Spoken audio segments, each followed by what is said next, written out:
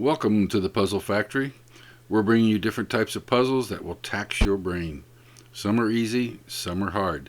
We hope you enjoy working on them and solving them. Keep track of your time and post it at the bottom of each video. See if you can beat everyone else. So let's get started. Our second Color Me Puzzled puzzle is a 16-piece puzzle.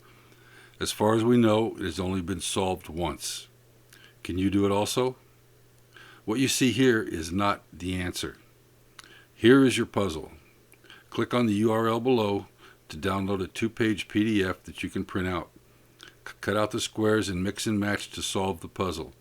It's best to print on a cardstock if available, otherwise the paper will do. It's completely free. Now send us a photo to our email below of the solved puzzle and we will post your name. Good luck and have fun. We thank you for playing our Colored Me Puzzle game number 2. Be sure and click on the like and subscribe button to be notified when more of our games become available.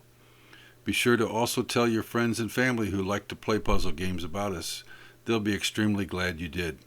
If you have any questions, email us at the address below or leave a comment and we'll answer you. We really appreciate you taking the time to watch this video. Thank you and have a great day.